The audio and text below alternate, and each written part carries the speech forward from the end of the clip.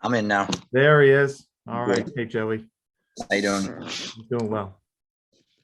Spotlight. There you go. Everybody's got you now. You got a question for Joey? By all means, raise your hand. Look at that Ford hat, nice and straight. Ford Performance shirt. You got the memo. You're good to go. Black Ford shirts today. So, Oh yeah. We'll just get started with questions, and we'll just kind of go as we get more questions. We'll just go for about 15-20 minutes here. I know you've got another pupil there that's in the simulator there working at COTA, so we'll let you go as soon as we can. Yeah, no problem. Let's get started with Bob Pockris. Go ahead, Bob, kick us off.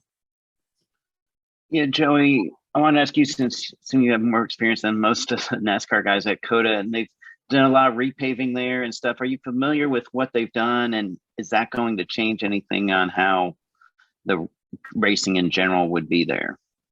Well, I haven't been on it. I am familiar with where they've re-asphalted, and I've got some friends that have driven there in some Trans Am cars, TA2 cars.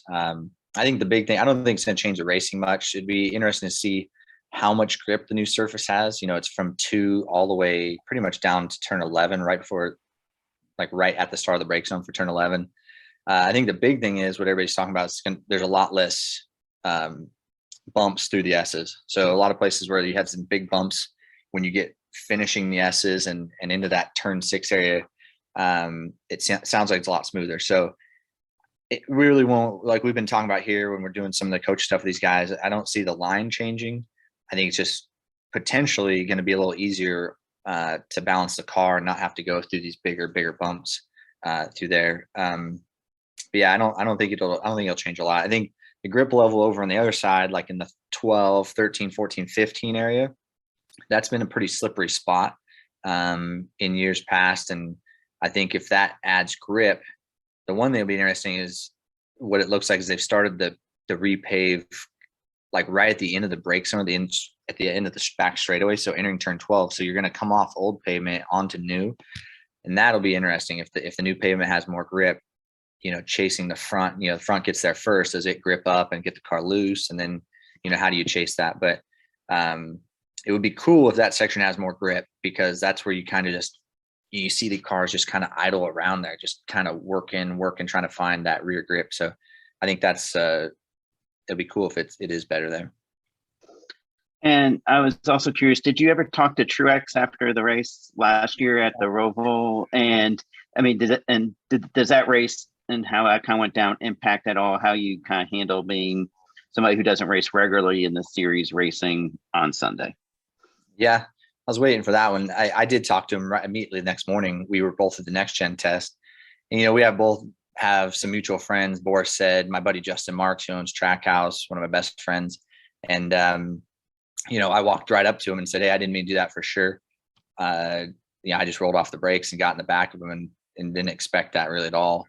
Was not intentional, wasn't in my best interest at all. That's for sure. But, you know, my car had been tore up.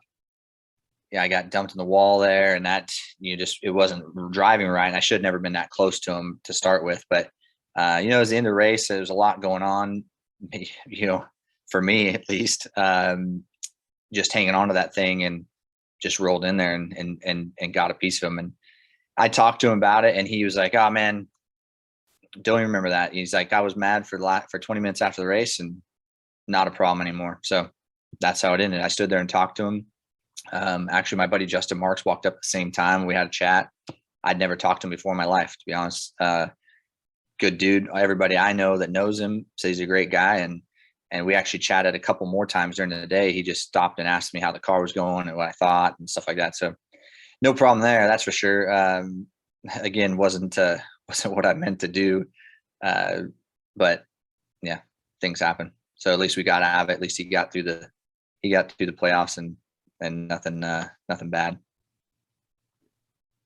Well, see, we know that drivers don't forget, Joey. Drivers don't forget, but now you know Bob doesn't forget either. So yeah, it's funny. I tell a lot of people ask me, they say, "What's the best attribute of a race car driver?" And I say a short memory, because which I have a good short memory, because you know you just, some days you're going to win, some days you're going to lose, and the next day you're going to win and you might lose. So I always tell my son who's racing, just, you know, short memory, because you might be really great and the next day you're not. But you know, some people, you know, in that case, that's the case with Martin. He was like, forget it. Let's move on. And, I was the same way. Certain times I will say that memory gets longer. If somebody, gets you in a really important time, then that memory kind of sticks in there. But Bob, you got anything else? I may have cut you off there. If you got one more, Bob, go ahead. No, I'm good. Thank you. Okay. Let's go to Kevin. Kevin, you're the local guy this weekend. Go ahead. Ask a question for Joey. Yeah, Joey, I work for the Austin newspaper, and I remember interviewing you a few times at COTA for your past experiences here. Wanted to ask you, what are the things about COTA that the special challenges there, and are the things that you look forward to the most about driving on it? And also, second question would be, what are the attributes that really make for a good road course driver? Well, I mean, there's a lot of questions there. I think the thing about COTA is that people notice is it's you can take a lot of risk there without a lot of issues, right? So the worst thing, you miss the S's, you run wide, you don't stuff it in the fence. There's a lot of runoff, so you can take a pretty high amount of risk and not really wreck your car. Let's put it that way. If we're talking about driving your own lap, so that's one thing about COTA. I think it's a fun track. I mean, when I first went there, I was telling these guys when I went there, however long ago it was, I mean, it must've been 10 years ago, at least first time it's one of the more difficult tracks to learn because there's a lot of, how you set up for the start of the S's which is turn 3 can affect you in turn 7, right? And you can't really get back. If you get it wrong, we're seriously talking about turn 7 could be wrong, right? So it's one of those places where, if you know some stuff and a few tricks and you place your car properly, you can be much better off, and you can fight the racetrack if you don't. So, that's a lot of stuff that I'm doing here, trying to help guys out, just what I've learned there, because I just have straight up more experience because I've been there more, what things can get you in trouble, what don't, where to place your car, where not to, things like that. So, I mean, attributes of a race car driver is probably reps, right? I mean, as a road course driver, the more reps you do anything, the better off you're going to be. But, the big thing you're always going to see in road racing is who's the best on the brakes. Right. And, most people, when you just talk, when you're joking around with your buddies, it's like, oh yeah, I'm going to brake when I get down there. I'm just going to do it and whatever. And there's no real expertise to it. Right. And everybody thinks it's about just putting the power down. Let's just put the power down. Well, I can teach anybody to get the power down and drive the car straight off the corner. Right. But it's difficult to teach people how to really push that brake zone, how to get those downshifts done, how to manage a weight transfer and all this different stuff. So I think, what you'll notice in road race guys is the best of the best are the best breakers, right? Even look at F1. Senna was great on brakes. Guys that are legends normally are the guys that you call king of the late breaker or just really effective on brakes. So that would be the number one attribute, I think. Thanks, Joey. Yep. Thank you, Kevin. Let's go. Jordan's been waiting for a while. Jordan Bianchi from The Athletic. Come on, join us. Hey, Joe, I appreciate your time. I'm curious, among the 4 drivers you're working with, this kind of this mentor role, which ones to you have stood out to you and why? Well, I mean, by the way, I worked with 5 yesterday. So we're on about this week, I think I'm on about 10 or 11 between trucks, Xfinity and Cup. But, everybody has it's crazy. Everybody has a different background, I think like Chase was talking about, he's a dirt racer. And so the one thing that I've learned is that when I get in here let's just say the one thing is I started coaching when I was 15 years old. I started teaching driving schools when I was young. I started my own driving school when I was 16 years old, a karting school back in California. And it really, one thing about coaching people is it teaches you how to drive better also, because painting the picture or getting things across to people it's not always the way you say it or the way you feel it that's going to work for them. So you kind of got to really quickly understand who you're dealing with, and Chase is a dirt guy and he has some different lingo maybe, and he likes to drive a car a little more free than most guys, let's say, right? So you have to take all that into account. You got Kevin Harvick, who's done way more laps at any of these tracks. Well, not COTA, but way more laps in these cars than I have by a lot. So when I went to Sonoma to help him, I'm like, how am I going to help this guy? Like, he's been doing it for 20 years at this track, you know? And, but you know, the thing about it is I'm trying to pick up just tiny little things. Like, if I can help the guys that have been doing this all the time, you know, get a 10th or 2, then I've helped them out because of how close NASCAR racing is. But yeah, I don't think anybody really stands out better than the other, but you know, everybody is definitely different on style, how they drive, and just, you know, how they need to get feedback, like how it needs to be spoke to them. It's not a lot different for me than when I'm same thing. Again, what I tell my son, who's 15 years old, like, you need to be able to paint the picture, right? For the engineer, for your crew chief, whatever. And that's something that's, you know, really helped me in my career, is how to paint the picture of how the car is driving so that they can make a change in the right direction and not just have to throw one from the hip and be a 50-50 change, right? Like, right or wrong. So the better you paint that picture, the better off you are. And that goes the same in here when I'm helping these guys. So I just try to paint the picture. I try to explain it. I do a lot of, as you can tell, a lot of hands, a lot of motions like this. That's a big thing for me. And us race car guys, we do that, you know, pitch and heave and slide and roll and all this stuff. So I will say that it's been, since I started doing this last year, it's impressive how good these guys are. Even, you know, we're talking about road courses, and everybody calls me a road course specialist or whatever, ringer or whatever, but these guys know how to drive they just know how to drive. So if you can give them they really take tips and run with them really well. When you're having a conversation with a veteran like a Harvick, for example, who's been around for a long time and has a lot of this experience, is there like a wall you kind of got to break through because they kind of have their own ways of doing it? Or is it quickly, you know, you guys establish rapport and he's really receptive to what you're saying because you've got experience on a road course? Yeah, these guys have been super receptive. And it's one of the things that I was a little concerned about coming in here was, you know, how am I this guy that doesn't even run NASCAR? And these guys do it all the time. You know, should I really be telling them what to do kind of thing, right?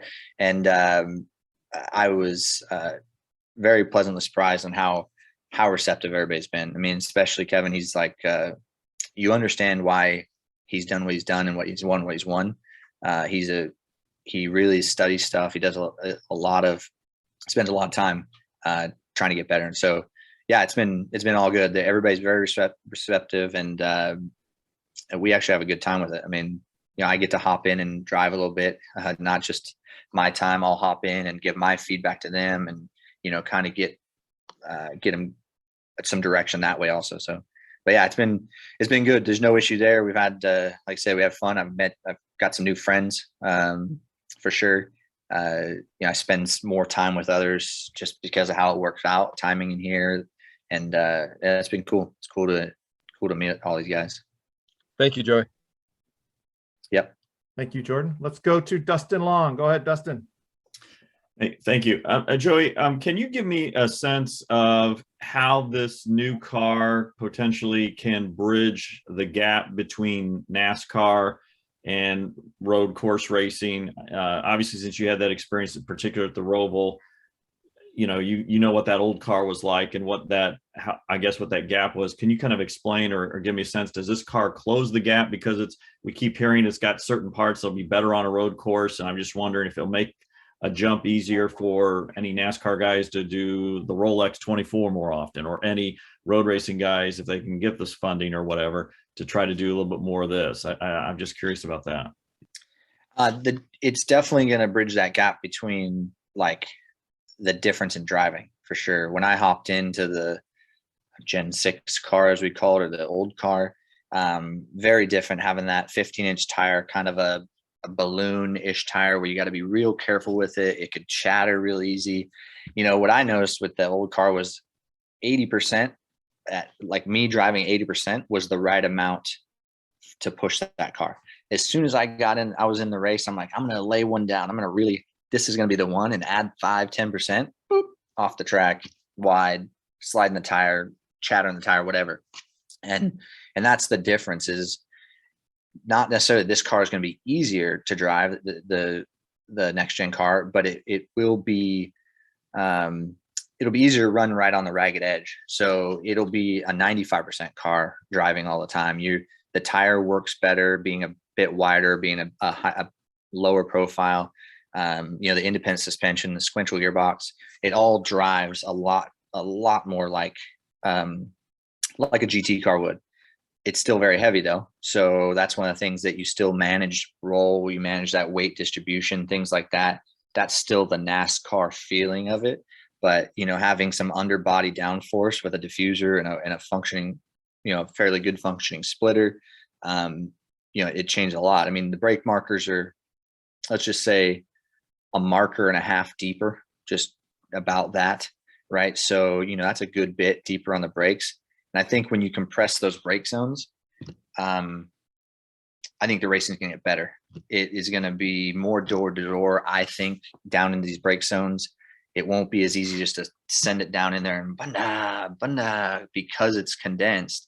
It's going to be a little more, you got to stuff it in there and really be aggressive with your brake zone. So I think I have a good feeling the racing is going to be even better. I mean, I enjoyed my little bit there at the Roval, and I've enjoyed watching NASCAR all my life on road courses. But I do think this is going to up the game as far as road course racing goes. And for sure, it'll be a better, as far as the guys leaving NASCAR, these guys going to run sports cars, it'll be a much easier swap over, other than most stuff is running ABS now in sports cars. But other than that, I think the swap over is going to be a lot closer. And don't tell anybody, but I do think it'll be easier coming from sports cars to hear a little bit also. But I like this a little bit. And, my buddy Andy Lally is going to be running this weekend. I'll get to race against my old buddy AJ Allmendinger. We used to throw down in go-karts when we were kids. So there's going to be some, and my buddy Boris said, there's going to be some road racers out there for sure. Also, I wanted to get your perspective. You've talked about your son and with his success in karting and being an age of 15. We see so many young drivers in a lot of these elite series in the U.S. or elsewhere. As a parent, how do you determine where to direct your son? I'm assuming at age 15, this is kind of a critical time period to kind of determine a path, whether it's open wheel, whether it's a stock car, whether it's something else, to move on from karting. How do you as a parent look at that and the options and make those decisions? Because there are already kids that are 15, 16 racing in other series at this point. Yeah, we just do whatever mama says. No, I'm just kidding. People ask me that a lot because I've been in the business a long time. And so a lot of friends have kids that race, and just people walk up and say, hey, you've done it. You've made it. How do I get my kid there? And I'm like, that's a very good question. I don't know how I got here necessarily. I know I got here on really a lot of good people helped me out. From our standpoint, I will answer that question directly the way I look at it. We don't have enough money as a family to go race on and pick what we're going to race. So what I tell everybody is that we're going to race whatever the next person says, hey, you want to come drive my car? And we've got some, we've had some luck lately with my son, not jumping off topic, with that situation, a friend and somebody that's kind of helped him out a little bit with karting and travel and stuff like that, that has some stock cars, said, hey, you want to come drive our stock car one night at an oval, late model? And he was able to do that. And that was his first drive. But I'm not big on picking a direction. I mean, I don't think that's the way to do it. I'm more actually more a throwback, old school kind of guy, where I think you should just drive everything. I'm more on the Larson frame of mind, where sit in a sprint car, sit in a late model, sit in a stock car, whatever you can get into, a prototype, whatever. But in our situation specifically, it's going to be whatever somebody offers up as a test, and go drive it. And my goal for him is be prepared to capitalize on opportunities. That's all I did. Somebody said, come drive my sprint car. Okay. Come test the Formula car. Okay. But I don't think there's any better thing than being versatile in this day and age, and being able to jump in something and go fast. And I really don't think being young is that big of a deal. I don't think you have to be 13, 14, 15 and driving a stock car right now. I moved on. My first race car race and season I was 19 years old in 1998, basically. And so I think it's more about being prepared. So we're not rushing anything, that's for sure. But and And what I would tell people, because I think that's where your question is going, is I would just say, be ready for the opportunity. And that means reps, practice, race, whatever you can do, be ready for whatever opportunity comes. And one other thing, do you see then, because you have a, you talk about just kind of going wherever the opportunity is, but when you talk to other parents, do you see they're in a hurry, that there's that if their child was 15, that they should be at a certain point at this point, and 16, 17 already kind of have a schedule kind of laid out, and there's a pressure or panic to meet that? Like I said, I mean, when you see, kids running, 18, 19 years old in Xfinity, or 20 years old in Cup or something like that, or even, the youth movement in IndyCar, it would seem like it would be easy for parents of a 15, 16-year-old think, hey, in 3 or 4 years, my kid can be here. I better get moving on. And I'm just curious if you see that pressure or panic. I see that pressure all the time. And that's what I'm saying. I think that you can be ready at a young age, but you don't have to be, right? And I know that the reason I got jobs in my career mostly was because I could finish the deal, right? Like I could race and I could finish. And, I would be a guy that you'd want to put in when it was time to get going and finish it up. So, I think that's the most important thing. If you're not ready and you move on, it's just not any different than any other sport. I mean, a guy comes out of high school, and instead of playing college, whatever, and then he's not ready and he doesn't make it the whole way, right? Or he's out. You don't know his name in a few years. Then I just think you need to be ready for whatever you're going to do. And there's no real timing. I mean, of course, and you get in your early 20s and stuff, people just kind of judge you and say you're too old, whatever. But, when we're talking about teenage kids, I think it can be a little bit of anything. But, if I had a choice from them, when I see this kind of racing and having, NASCAR going towards next gen stuff and seeing the way the cars drive, and seeing where, IMSA and sports car racing is going right now, these kids that are coming up through right now have a great time.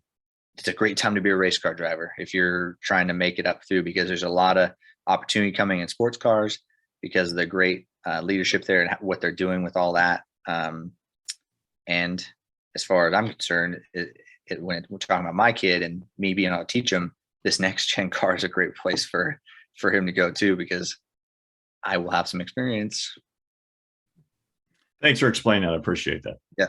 All right, Dustin, thank you. Joe, let me just end with this. Marty Sakala had a question. He had to jump off, and it kind of goes back to what you were saying a little bit earlier about this car, NASCAR and IMSA. This car, similar pieces as a GT3, he says. Do you see these cars driving similar, the stock cars and then the sports cars?